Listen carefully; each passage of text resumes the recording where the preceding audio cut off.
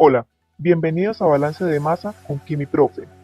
En el día de hoy verán unos conceptos básicos que les permitirán entender y analizar mejor cualquier problema que les planteen, así que manos a la obra.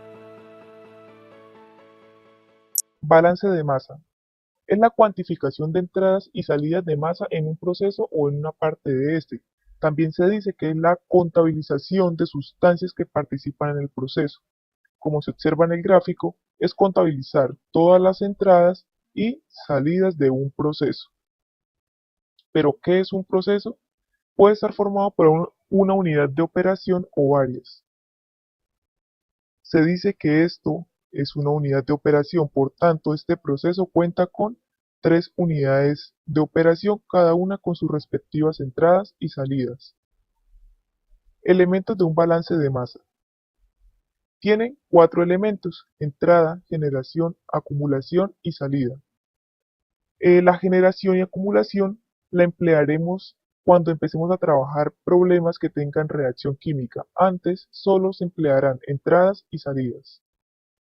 Aquí vemos un proceso con los 4 elementos: las entradas, la generación y acumulación que se dan durante el proceso y la salida del proceso. Sistema estacionario. Es aquel que mantiene sus propiedades constantes en el tiempo. ¿Qué propiedades? Temperatura, presión, entre otras. Eventos en la unidad de proceso. Se pueden presentar dos tipos de evento en una unidad de proceso, que es cuando hay reacción química y cuando no hay reacción química. Con reacción química se tiene en cuenta Con reacción química se tiene en cuenta la entrada, generación, acumulación y salida al momento de realizar el balance. Sin reacción química se emplea una fórmula que dice que lo que entra menos lo que sale debe ser igual a cero. ¿Qué es lo que entra y lo que sale? Sencillo: corrientes o flujos. Tipos de flujos. Existen 3 tipos de flujos: másico, volumétrico y molar. El flujo másico es la cantidad de masa de una sustancia que atraviesa una sección transversal en un tiempo determinado. Las unidades, si son en el sistema internacional, es kilogramos sobre segundo o kilogramos sobre hora, y si es en el sistema británico, libras sobre segundo y libras sobre hora.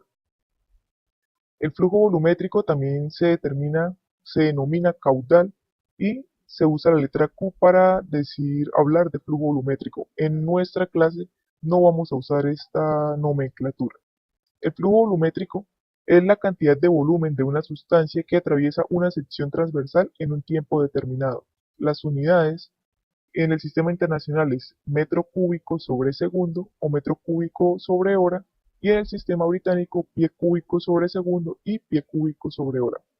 El flujo molar es la cantidad de moles de una sustancia que atraviesa una sección transversal en un tiempo determinado.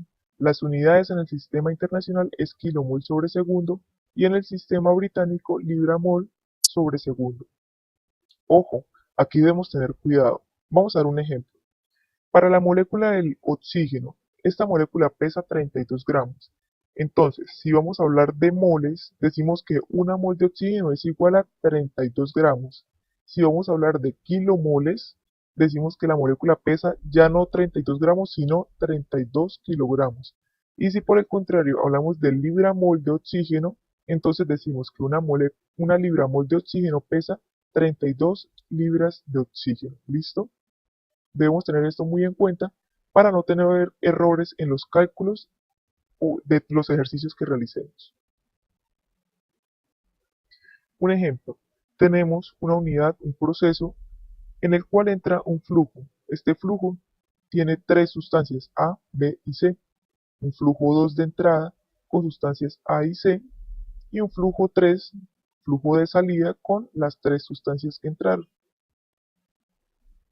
Para realizar el balance se deben emplear unas fórmulas, las cuales dependen de si el balance es global o por componentes. Para el balance global se usa una fórmula que dice que la suma de los flujos que entran debe ser igual a la suma de los flujos que salen. Flujos que entran, flujo que sale. Y en el balance por componentes quiere decir que se hace un balance para cada una de las sustancias: sustancia A, B y C. ¿Qué dice esta fórmula? Que el flujo de n sustancia es igual a la fracción de esa n sustancia en el flujo 1 por el flujo 1 más la fracción de n sustancia en el flujo 2 por el flujo 2 igual a la fracción de n sustancia en el flujo 3 por el flujo 3. Aquí básicamente lo que hacemos en esta fórmula es guiarnos de la fórmula del balance global y empezarlo a hacer para cada sustancia. Es decir, si aquí se están sumando los dos flujos, aquí voy a tener en cuenta la fracción de la sustancia en ambos flujos. No quiere decir que siempre vayan a haber dos flujos o tres flujos, no, puede variar según el ejercicio. Entonces veamos. El balance global de este ejercicio es los flujos que entran, que es flujo 1 más flujo 2, igual al flujo que sale, que es flujo 3. Y el balance por componentes, es decir, para sustancia A, B y C. Entonces, para A, la fracción de A en el flujo 1 por el flujo 1 más la fracción de A en el flujo 2 por el flujo 2 igual al flujo de salida de esa sustancia, es decir, fracción de A en el flujo 3 por el flujo 3. Así lo vamos a hacer con B y con C. Aquí podemos observar algo. Esta sustancia B solo se encuentra en el flujo 1, en el flujo 2 no está, por tanto aquí no aparece en la fórmula, pues no tengo nada de esa sustancia en el flujo 2.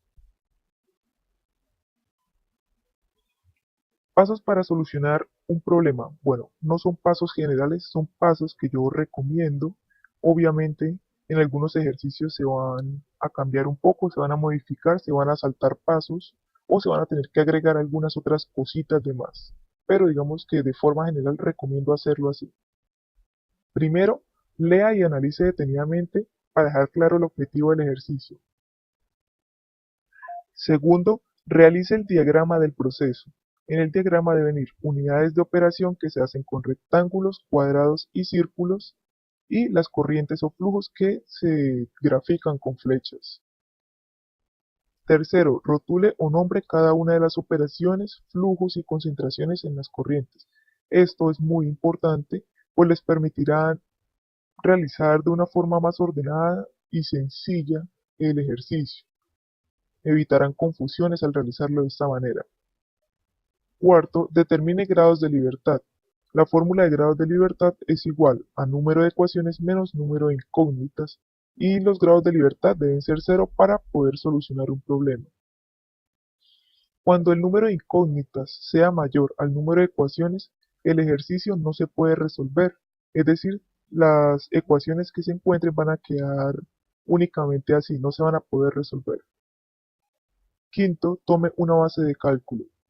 La base de cálculo tiene unas características y es que es generalmente un número múltiplo de 10. La unidad de masa que se usa para la base de cálculo puede ser masa o mol según las unidades que se estén trabajando, según las unidades que dé el enunciado. Y lo tercero es que la base de cálculo, esto es muy importante, se debe usar en donde hayan menos incógnitas. ¿Listo? Sexto, se resuelven las ecuaciones y séptimo, se verifican o comprueban los resultados. ¿Con qué? Con las otras ecuaciones. Normalmente queda sobrando una ecuación y esta es la que se usa para verificar. Pero en cualquier ecuación que se haga, cualquier ecuación que se tome, debe de quedar bien, si el ejercicio se resolvió correctamente. En los siguientes videos veremos ejemplos básicos de práctica.